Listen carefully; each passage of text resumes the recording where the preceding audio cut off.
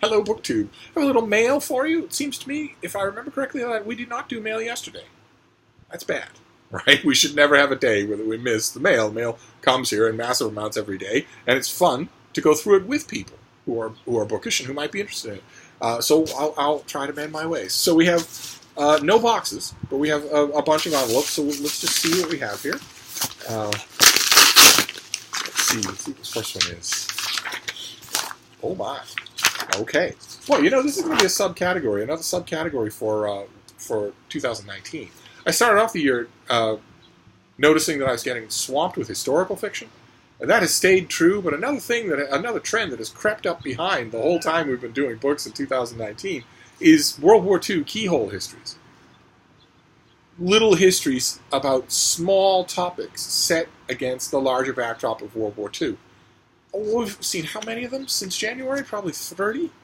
And this is another one. This comes out in November. This is by Debbie Kenzipper, Cenzipr, and it is called Citizen 865, The Hunt for Hitler's Hidden Soldiers in America. Oh my. You've got the color registers. There's not much color to look at there, but it's a problem when you're backlit. It was at a dinner party in Washington, D.C., when Pulitzer Prize-winning investigative reporter Debbie Kenzipper first learned of the Office of Special Investigations, OSI, a small unit in a far-flung office inside the Department of Justice tasked with persecuting criminals, Nazi war criminals who fled to the United States after World War II, provided they didn't go to NASA and get us to the moon. They should all have been shot, every single one of them. And she found that one crucial investigation, spanning more than 2 decades and among the department's greatest achievements, had never been told. Citizen 865 is the powerful, character-driven story of the search for the men of an obscure SS training camp in oh God, where's Camel? What Camel reads we need him? It's a Polish name, and only Polish people can pronounce them. It's Trawniki. I want to say that's called Trawniki, but that's not how it'll sound in Polish. That. I swear. Why can't you all be Irish? Is that too much to ask? Anyway, this camp is in Poland. Let's just put it that way. Who helped the SS murder 1.7 million Polish Jews. OSI would identify more than a dozen men who are hiding in plain sight in cities and suburbs across America, including Miami, Chicago, and New York. Jakob Reimer, a.k.a. Citizen 865, the person referenced in the title, was found in Lake Carmel, New York, and tried in federal court in Brooklyn. James Comey was U.S. attorney for that district and weighed in on the decision. Okay, so this comes out in mid-November, and what is true of this has been true of so many of these keyhole World War II histories, which is that they all sound fascinating.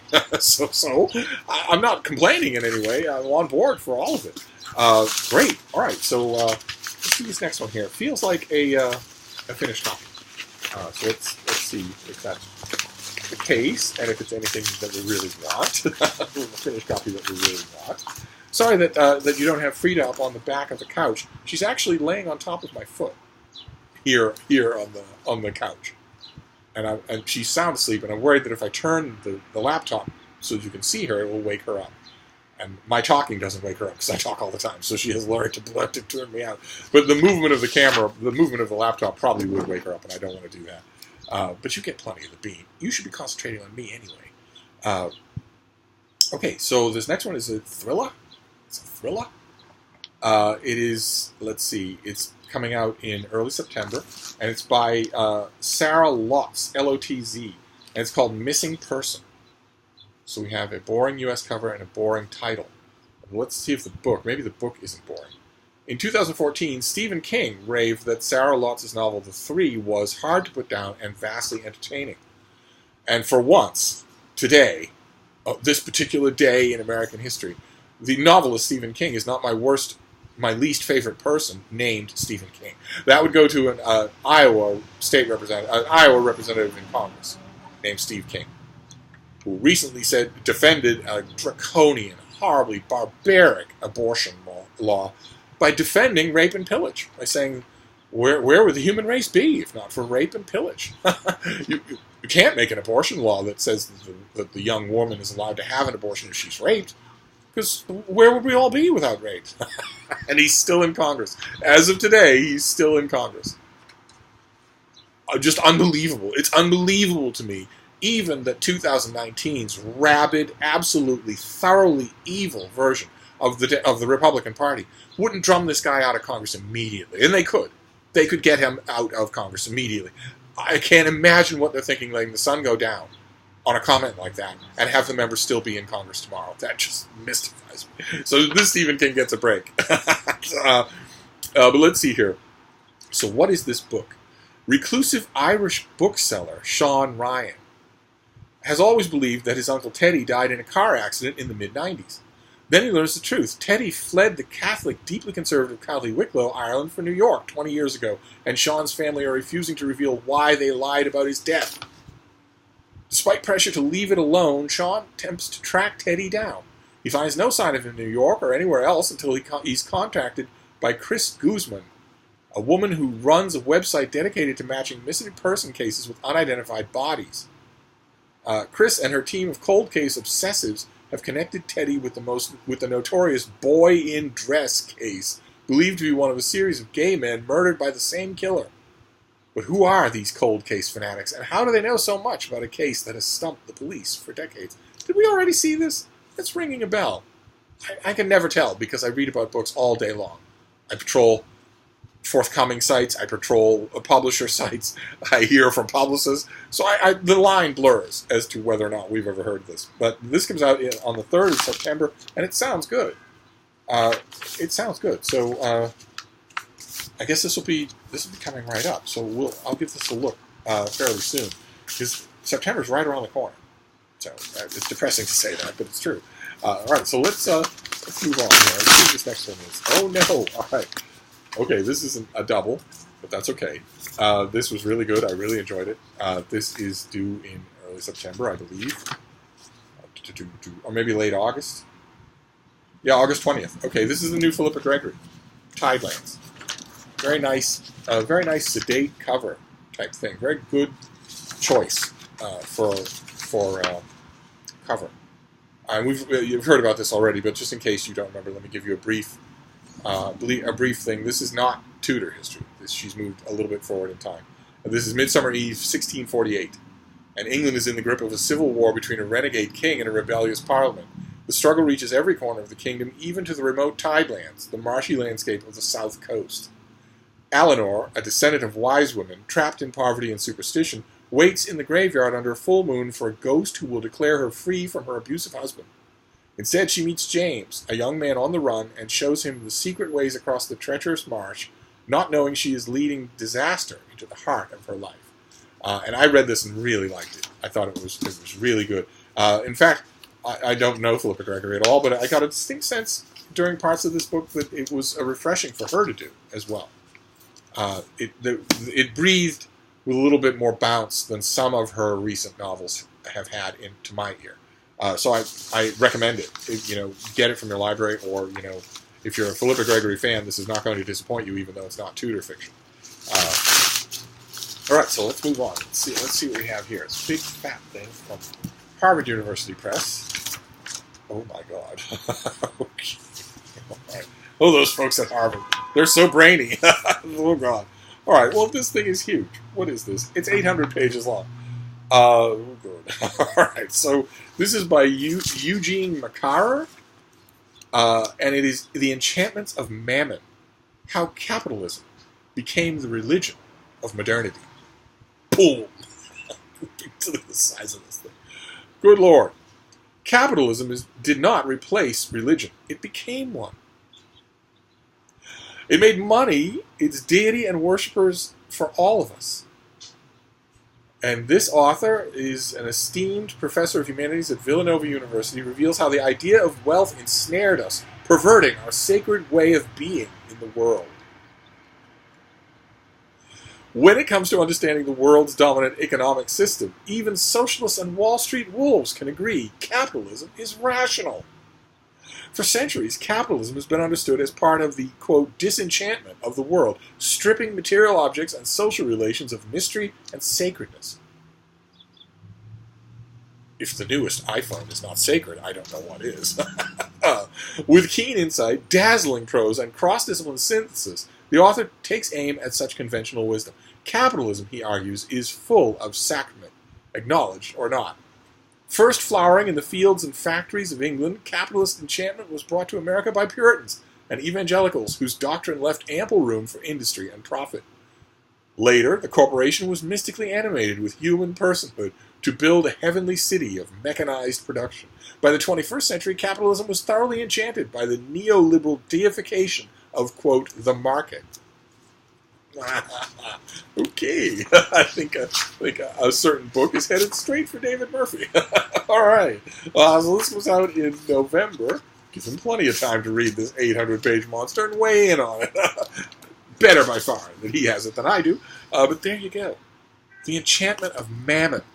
And with Harvard, you never know. You can never tell which of these studies of theirs is going to go on to become some sort of immortal classic.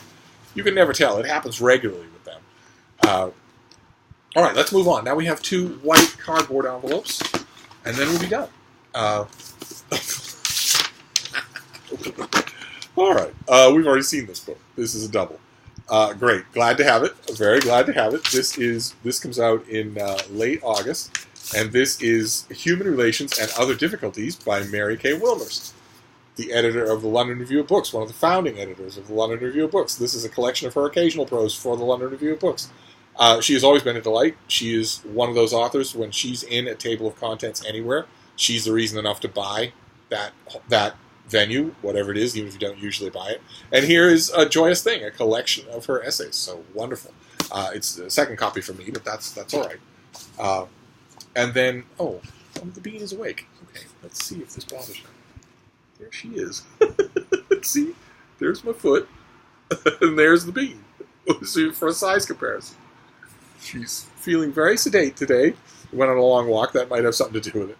But anyway, we're going to finish up. We'll finish up with this last one. This is a big white envelope. When Thomas at SFF 180 opens the big white envelope, you know that there's juicy science fiction and fantasy in there. Almost never for me. Oh, God. Okay, no, it's the exact opposite. This is contemporary fiction. Let's see.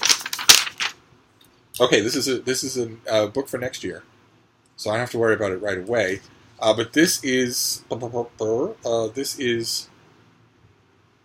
Lost Book of Donna, Murrow by Michael Zapata, and it has a blurb on the cover from Ingrid Rojas Contreras, the author of The Fruit of the Drunken Tree, calling it Zapata is a thrilling new talent. So I wonder if this is a debut. This might be a debut. That is what the book looks like.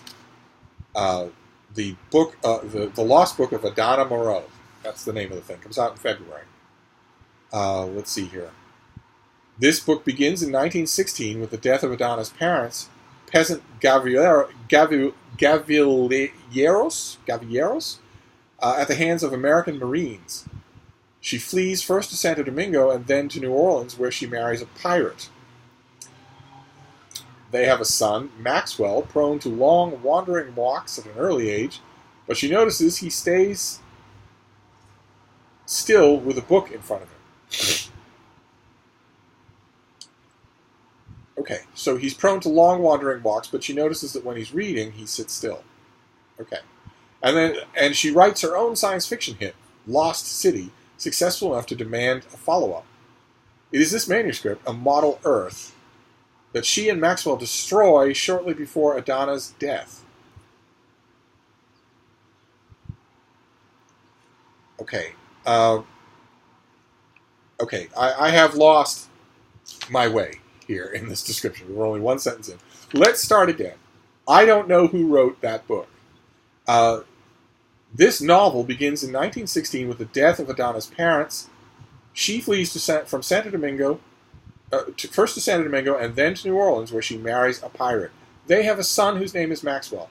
He is prone to long wandering walks at an early age, but she notices that he sits still with a book in front of him. And then she writes her own manuscript, A Model Earth, that she and Maxwell destroy before Adonna's death. Okay, maybe it's just that it could have been so much better written. So, in other words, Donna and Maxwell write a manuscript, and then Donna dies. But before she does, she and her son destroy the manuscript. Okay. How this book ends up with Saul Drower in Chicago decades later is what drives this exceptional tale of orphans and train jumping, zombies and the multiverse, loneliness, and the often invisible dual lives people of color lead within their communities. Okay. In this novel, Zapata braids together two rich storytelling traditions, drawing on Jewish folklore and Latin American oral tradition, as well as 20th century history of rebellion and survival and the fiction of exile, to create a book that is, at its heart, for and about the displaced. Okay, you mentioned zombies and multiverse, so there's science fiction in here as well. So that's about 10 different literary traditions in this book of 200 pages. Okay. Who is Michael Zapata, then? He is the founding editor of Make, a literary magazine. I'll have to look it up. He is the recipient of an Illinois Arts Council Award for Fiction and the City of Chicago D. Case Individual Artist Program Award and a Pushcart nomination. As an educator, he taught literature and writing in high schools, servicing dropout students. He is a graduate of the University of Iowa, go Hawks, and has lived in New Orleans, Italy, and Ecuador. Currently lives in Chicago with his family. No mention of whether or not this is his debut, but I'm assuming that it is, if he's a new... Yeah, the Maurice Carlos Ruffin, who wrote We Cast a Shadow, also calls this a new voice. So I'm assuming this is a debut novel. Yeah, it is a debut novel. Okay. All right. So it comes out in 2020, so I don't have to think about it right away. On the description, I don't know if the description is just leaving a bad taste in my mouth because I could have done a better job writing the pub sheet. That's certainly no fault of the book, unless the author wrote the pub sheet. But the description leads me to think that this is going to do what so many debut novels do, which is to both mimeograph the author's life and bite off more than it can chew. We'll see. I could be wrong on both those things. I certainly would love to be, because I love debut fiction. And this sounds like it has a lot of intriguing elements in it. So there you go. That was our mail haul. It was a double, a couple of doubles. There was a book that's destined for David Murphy. There was a 2020 book, maybe more than one. So we've got the Lost Book of Donna Murrow, and now we know what the title means. The author of that science fiction novel wrote she wrote it with her son, but apparently they destroyed it, or did they?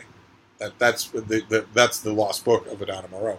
Then we have Human Relations and Other Difficulties by Mary Kay Wilmers, a double, but I'm happy to have it. Then we have The Enchantments of Mammon, 800 pages of an author reassessing the sacred nature of capitalism. We have Tidelands by Philippa Gregory, really, really involving historical novel. You really will like it. Then Missing Person by Sarah Lotz. The more I think about it, the more I think we did see that before on this channel, but it's right around the corner now, so I can put it on the shelf getting ready to go. Although I'm still up to my eyeballs in August books. It just doesn't feel right to be reading in September, and yet I am. I am occasionally reading books far ahead. I'm still up to my eyeballs in August, so maybe I'll put it off until September. And then Citizen 865 by Debbie Kenziper, about the hunt for Nazis who fled to America and hid and had to be hunted down and brought to justice unless they were of use to the military-industrial complex, in which case they were humanitarians and got statues. Anyway, that's it. That is our mail for today as the sun goes down on me life. So I'm going to wrap this up for now, but I will be back. Thank you, BookTube.